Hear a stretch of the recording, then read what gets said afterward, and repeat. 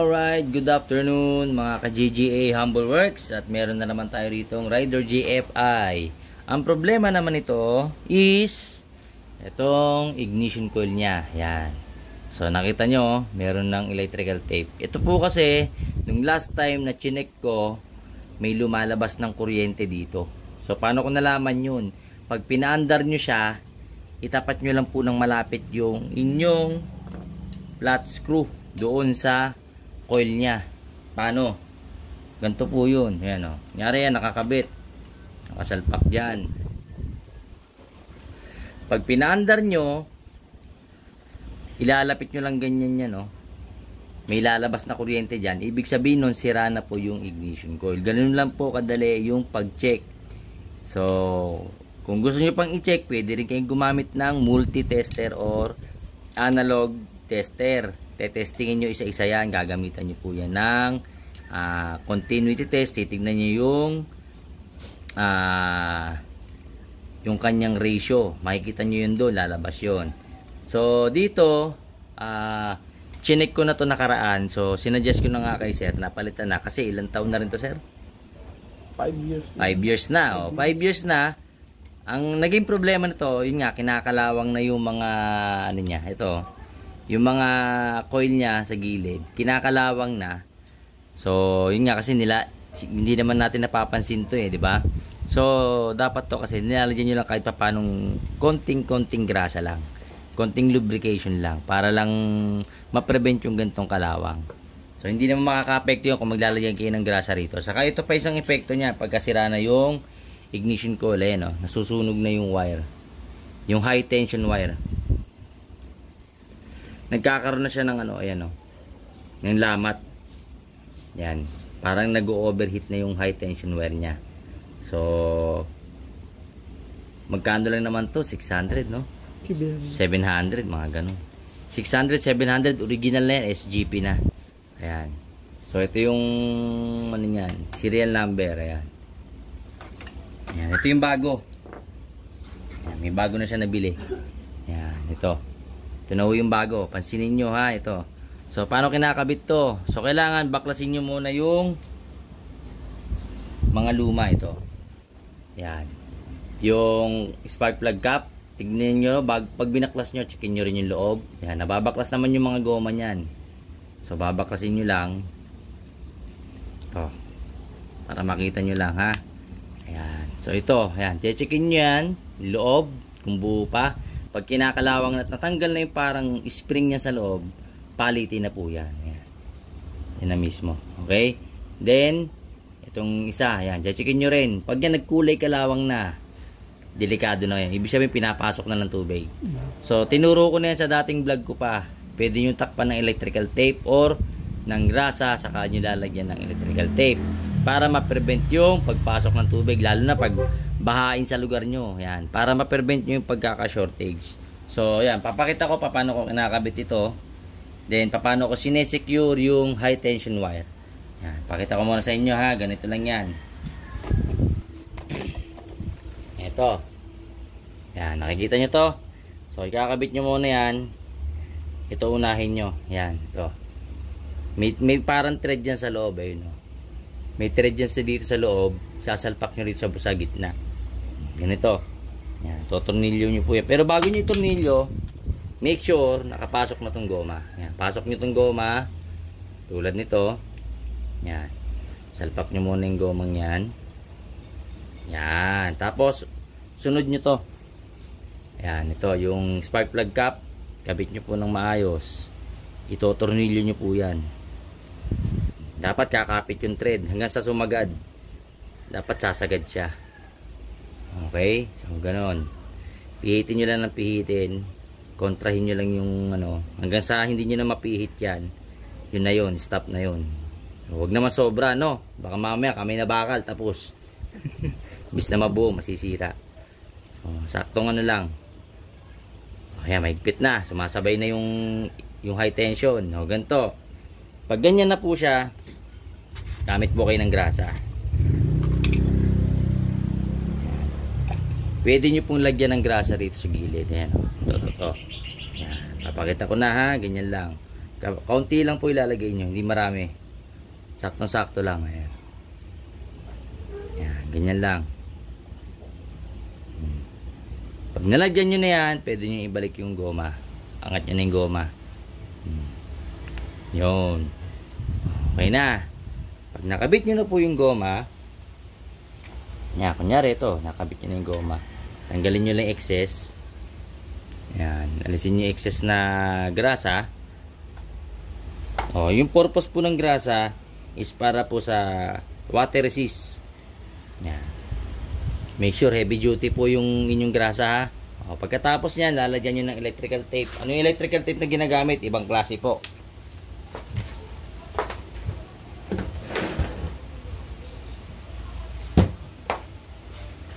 So, ganito po yung ginagamit. Ayan. Yung electrical tape na to, ay hindi po ito basta electrical tape. Ito po yung pang high tension. Ayan. Para po itong goma. Okay? So, ganito yan. Kakat kayo nito. Sakto nyo lang sa gagamitan nyo. Ayan ha. Cut kayo nito. Para tong rubber tape eh. Ayan.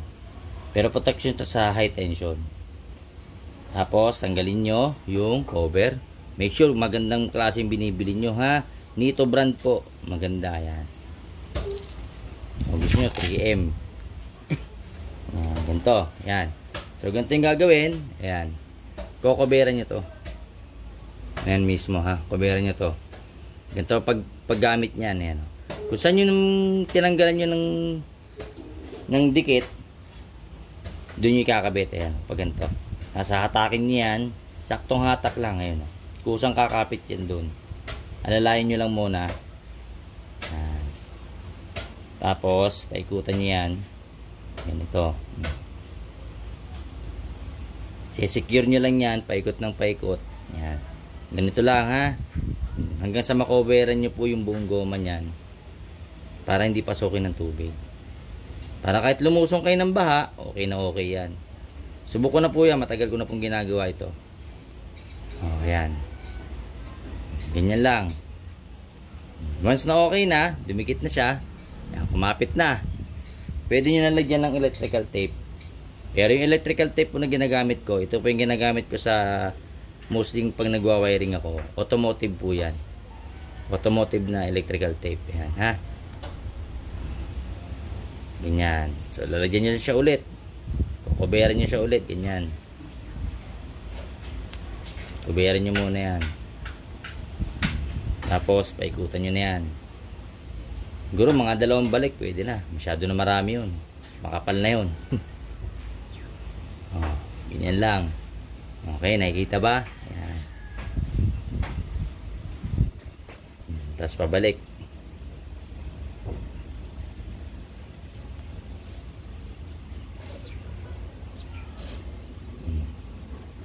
Yun na. So, ayan. So, masusurbol nyo na ngayon na hindi siya papasukin ng tubig. So, ngayon, bago nyo ibalik yung goma rito, lagyan nyo na rin po ng grasa. Ito. Para maging water resist na rin po siya. Okay? Water resist lang, ha? Nire-resist lang natin yung tubig. Kabit nyo na po yung goma. Make sure malinis na po, ha? Walang dumi. Balik nyo na. Yun. May block pa no? Ganyan po. Tapos, yung sinasabi ko, ito, yung high tension wire, pwede nyo pong kuberan ng rubber tape, yung ganito. Pwede nyo pong kuberan yan. So, tansyahin nyo na lang po yung haba. Gamit yung tansyameter. Ayan. Diba? Tatansyahin ko na lang. Ganyan. Ganyan ako magsukat eh.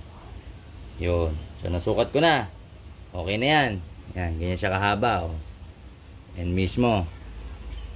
Kakat ko na yan.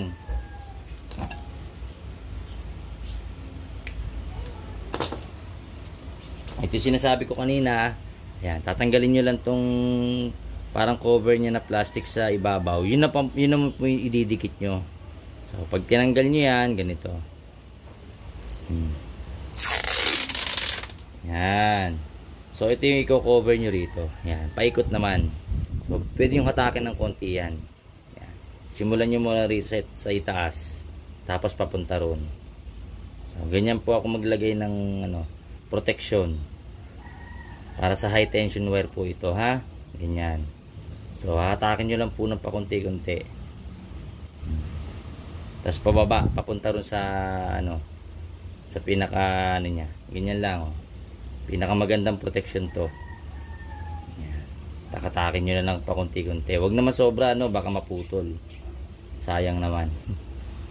So, kaya mas maganda tuloy-tuloy. Yan. Ganyan lang po, oh. Simpleng-simple lang. Mapoprolong nyo pa yung buhay ng high tension wire nyo. Pag kinulang, dagdagan nyo na lang ulit. Ganun lang yon. Kasi tinansya ko lang naman eh. Diba? Nagtansya lang tayo. Kaya kunyari ito, kinulang. Yan. Dadagan ko na lang ulit. Didikit nyo lang yan. Kusa nang didikit yan. Basta nahatak nyo siya. Ayan o. Dadagan nyo lang ng konti. Konti na lang yan. Masasapos na yan. Cut.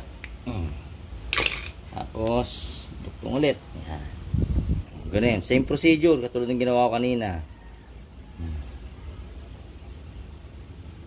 Para pag lumulusong kayo ng malalim na baha, hindi kayo makangamba, di ba?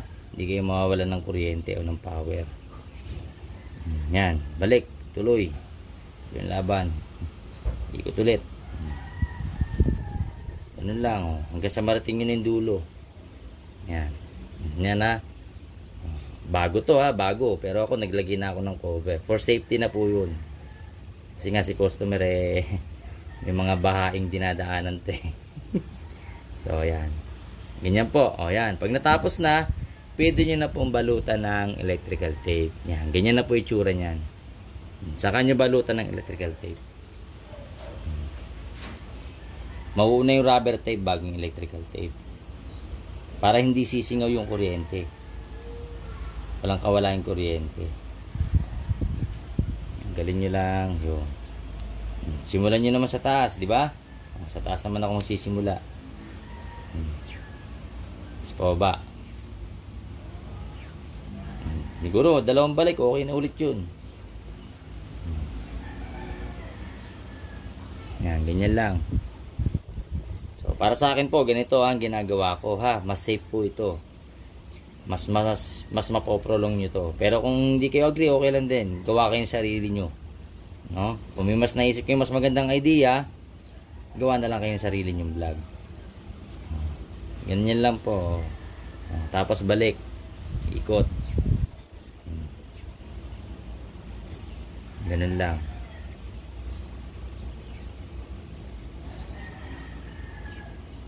Sa akin lang naman for safety lang naman to eh. Kung ayaw nyo, walang problema. Kung hindi nyo pa nasusubukan, gusto nyo i-try, gawin nyo. So, ako kasi nasubukan ko na to. Bago ko pa to ginawa sa ibang motor, ginawa ko na sa motor ko to. Tapos lock. 1, 2, 3, stop. Yun. Okay, so ganun lang po. Ayan. So buo na po siya. Ayan, ganyan yung itsura niya. Saka nyo ngayon ikakabit doon. So mas madali po siya, no? At the same time, mas secure yung ginawa natin. Ayan. Paano ibabalik? Balik tayo rito. Ayan, dito na tayo ngayon.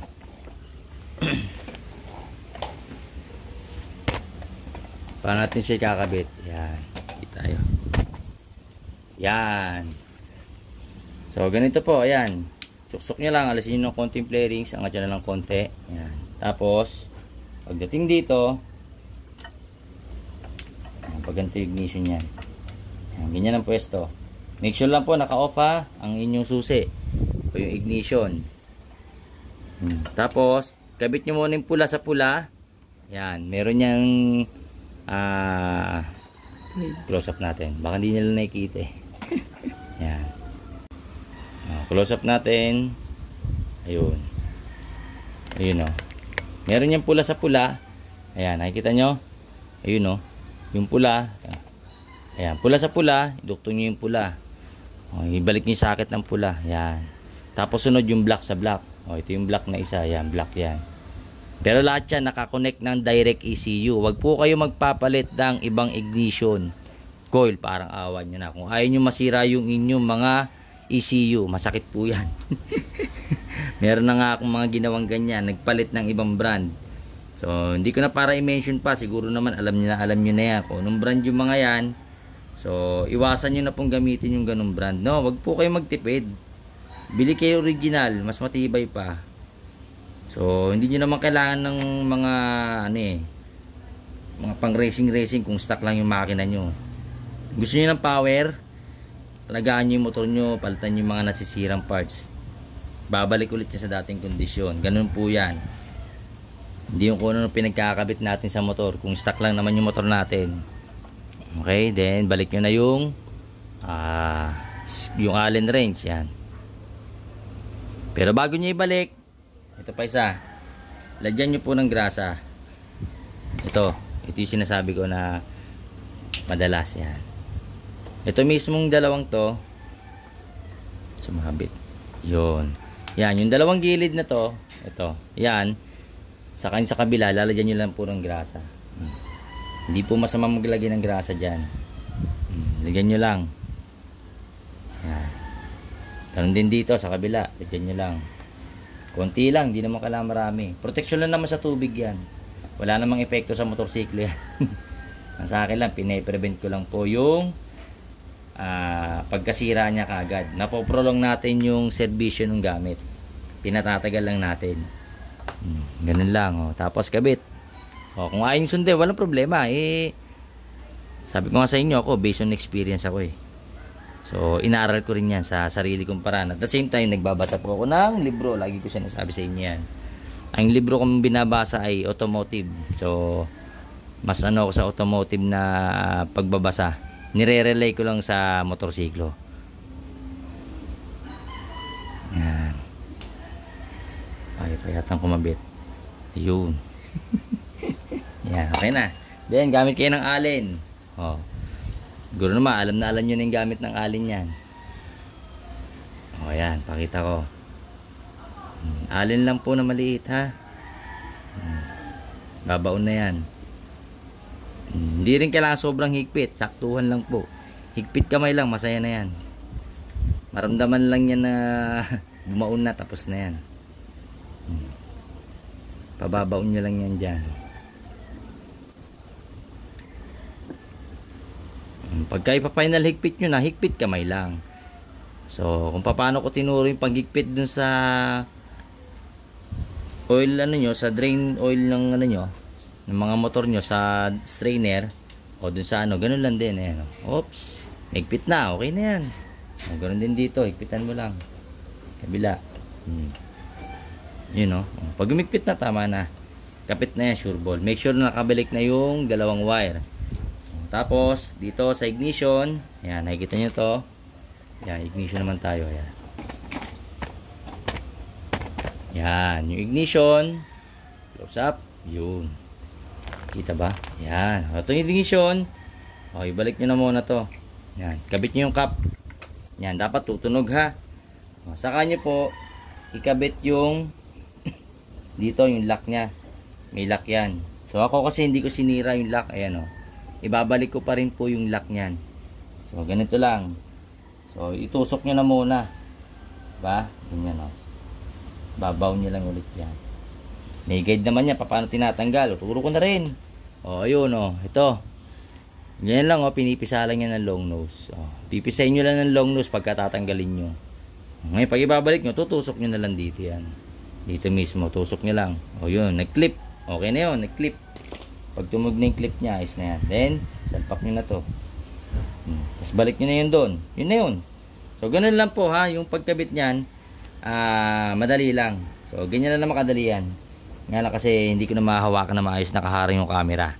So, yan lang po. Ganun lang po. Then, finish na po yan. Then, pwede nyo na subukan. Okay po? So, maraming salamat. Sana may natutunan ulit kayo sa aking vlog. At, please support JGA Humble Works. Para mas marami pa tayong mai-vlog. Mag-suggest po kayo ng mga gusto nyong matutunan na kaya kong i-share. I-share ko po sa inyo. Okay po? So, yun lang po. Maraming po salamat and God bless.